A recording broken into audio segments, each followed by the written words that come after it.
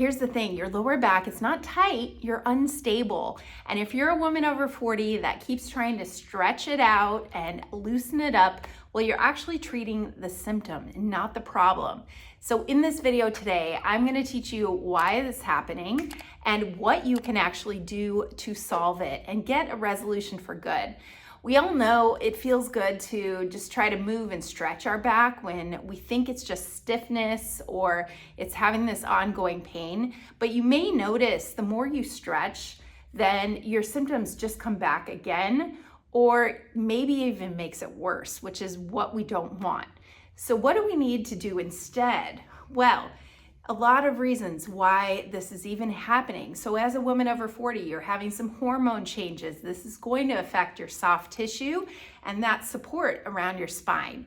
Your connective tissue becomes less elastic, a little more stiff around your back. You lose muscle tissue, muscle mass gradually declines, and this does affect the amount of shock absorption you have on your joints and around your spine. If you have muscles through your trunk and they're working in the right way, you're actually going to take a lot of less pressure off the joints and the discs in your spine. So muscle mass, connective tissue, hormone shifts, this is all part of being a woman over 40 and how our body changes. And we also have to realize that we need to change up our routine and do things a little bit differently than we did in our 20s and 30s. Many women also too have undergone multiple pregnancies or have recovered from surgeries or even just undergone chronic stress or a lot of postural changes that happen with our body over time. Over 40, our discs in our spine, they start to dry out a little bit more. We lose some of that ability to have the pliability in our joints, and we become a lot more stiff. But here's why this matters. Your body is really just compensating. What's really important is how the system through your trunk muscles are working together, or what we call the core, and how that's really supporting your spine.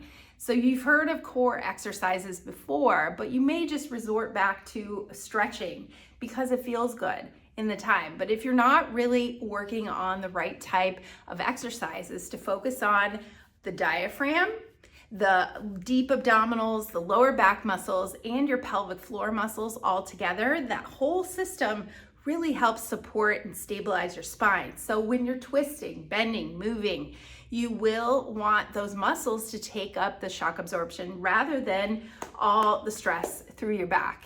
And therefore, your back is not going to hurt as much. We want your lower back to actually, those muscles around your spine to actually protect you and to tense and tighten up those muscles and use them when we're under load and under stress. That will take on the pressure, and so you won't have as much pain through your back. So if we just go and we chronically stretch those muscles, we're not providing that strength and stability and support and endurance of the muscles when they need it the most, especially when we're sitting, we're standing, we're doing things that create a lot of work for the muscles and your back when it comes to our posture. So those muscles is often protective, just tension, and instead of your muscles responding in the best way, it tells your brain and your nervous system, I don't feel protected. It's like loosening the screws on a wobbly table. You're just unstable. And so when you keep stretching it, you're not really having that good support around your spine.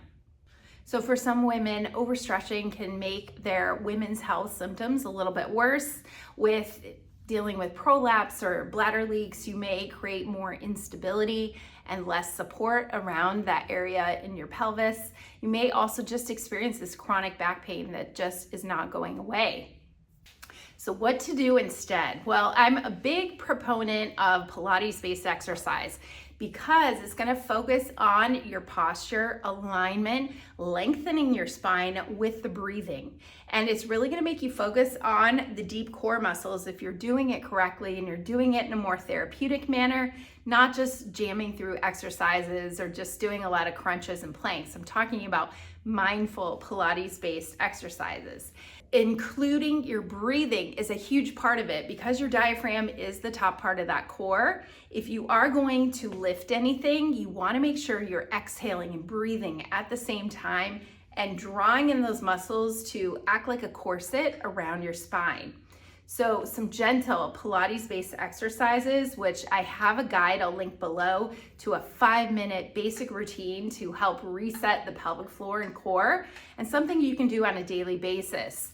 I even recommend that women find 2 to 3 days a week where they are doing some core related exercises. These are safe to do actually every day because it's a lot of training your nervous system, training your muscles, connecting your brain to your body in a way that is going to have more of that carryover every day for back pain relief.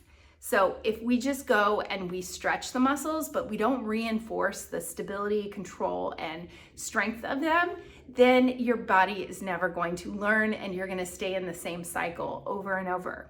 So the goal isn't just to tighten everything. You want to think of coordinating things. And if you are doing exercises, say for instance, a bridge exercise, so you're on your back with your knees bent and you lift your bottom up, you're gonna sync your breathing with it. So any kind of exercise that we are focused on the deep abdominals and your back muscles, your pelvic floor and your diaphragm, if we're exhaling on the effort when we're lifting our body, or think of a squat. So if you're squatting, I'm gonna show you right here, you want to breathe out as you come up, inhale as you come down, exhale as you come up. So with that movement, we are coordinating what our core muscles are going to do.